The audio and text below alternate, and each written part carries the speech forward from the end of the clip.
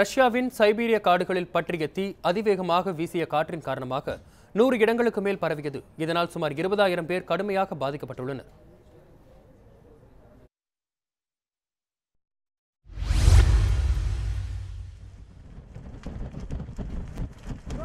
ரஷ்யாவின் சைபீரிய காட்டு பகுதியில் கடந்த 2 நாட்களுக்கு முன்னர் திடீரென தீ பற்றியது.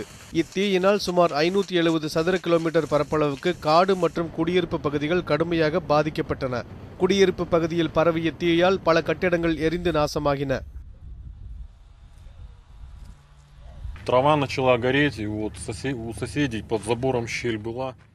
முதலில் புற்களில் பற்றிய தீ பின்பு வேலிகளையும் தாண்டி வீடுகளுக்குள் பரவத் தொடங்கியது. பல கட்டடங்கள் எரிந்து நாசமாகின. எங்களால் தீயை அணைக்க முடியவில்லை. வீடுகளின் மேற்கூரைகள் முதல் அனைத்தும் எரிந்து நாசமாகின.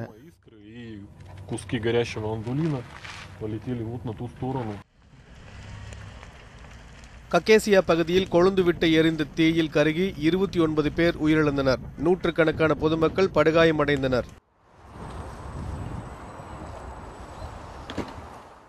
காயமடைந்தவர்கள் சீதா மருத்துவமனையில் அனுமதிக்கப்பட்டு தீவிர சிகிச்சை அளிக்கப்படுகிறது.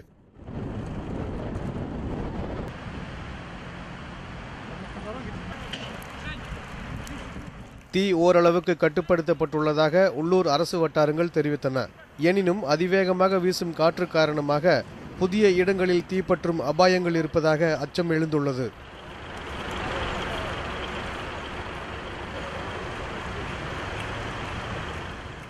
தீ கட்டுப்படுத்தப்பட்டு விட்டாலும் புகை இன்னும் முழுமையாக கட்டுப்படுத்தப்படவில்லை. பல இடங்களில் எங்கும் ஒரே கருமையான புகை மண்டலமாகவே கண்களுக்கு தெரிகிறது. இதனால் சாலைகளில் வாகனங்கள் செல்ல முடியாமல் தவிக்கின்றன.